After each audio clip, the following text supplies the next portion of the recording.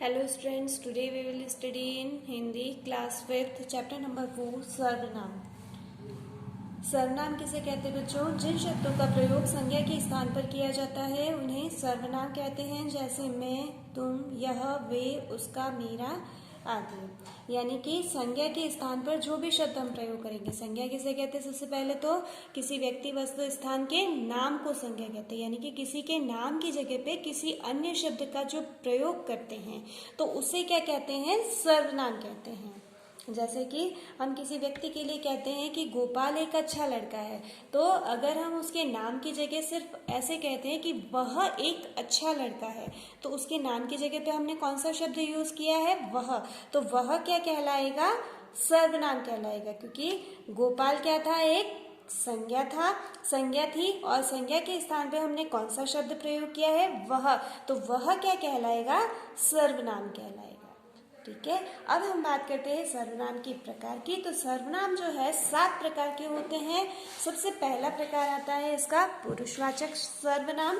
तो पुरुषवाचक सर्वनाम में उन शब्दों को सम्मिलित किया जाता है जिन सर्वनाम शब्दों में किसी व्यक्ति का बोध होता है, उन्हें पुरुषवाचक सर्वनाम कहते हैं। जैसे मैं, हम, तुम, वह, ये सारे क्या कहलाएंगे? पुरुषवाचक सर्वनाम कहलाएंगे।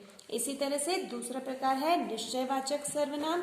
जो सर्वनाम शब्द किसी निश्चित व्यक्ति या वस्तु का बोध कराते हैं उन्हें निश्चयवाचक सर्वनाम कहते हैं। जैसे कि यह, यही, वह यही पढ़ रहा है, यानी कि निश्चित बता रहा है कि वो यहीं पढ़ रहा है, तो यहीं जो है शब्द क्या हो जाएगा? वह निश्चयवाचक सर्वनाम हो जाएगा।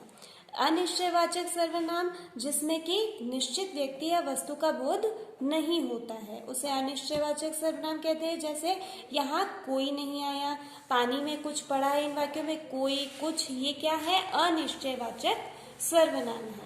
उसके बाद में आता है संबंधवाचक सर्वनाम। तो जिन सर्वनाम शब्दों का किसी अन्य संज्ञा या सर्वनाम शब्द के साथ संबंध ज्ञात होता है, तो वो क्या कहलाएंगे? संबंधवाचक सर्वनाम कहलाएंगे। जैसे जो कठिन परिश्रम करता है वह सफल होता है, तो यहाँ पे जो कठिन परिश्रम करता है वह सफल होता है, तो जो और वह इन दोनों शब्दों में क्या हो रहा है? संबंध, दोनों ही व्यक्तियों के बीच में संबंध है, तो यहाँ पे ये क्या कहलाएंगे? संबंधवाचक सर्वनाम कहलाएंगे। उसके बाद में आता है प्रश्नवाचक सर्वनाम। तो प्रश्नवाचक सर्वनाम जिन सर्वनाम शब्दों द्वारा किसी प्रश्न का बोध होता है, तो ऐसे कौन से शब्द हैं? जैसे कि कौन, कब, कहाँ, किसका, किसकी, ये सारे शब्द जो है क्या करते हैं? किसी प्रश्न का बोध कराते हैं, तो ये शब्द क्या कहलाएंगे?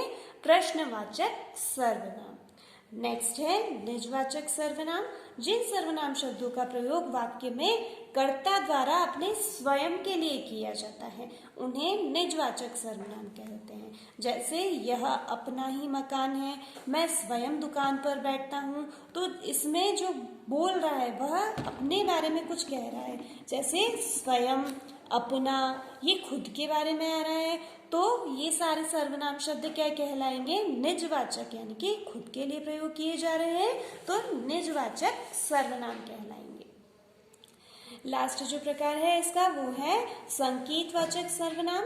जिन सर्वनाम शब्दों से किसी व्यक्ति या वस्तु की ओर संकेत किया जाता है वो संकेतवाचक सर्वनाम कहलाते हैं।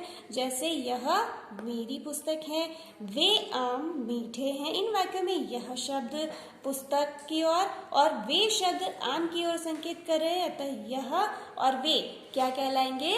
संकेतवाचक सर्वनाम कहलाएंगे।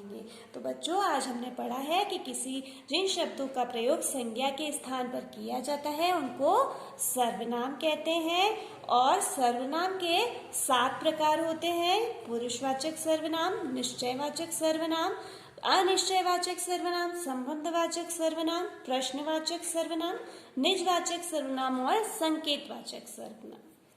ठीक है, थैंक यू।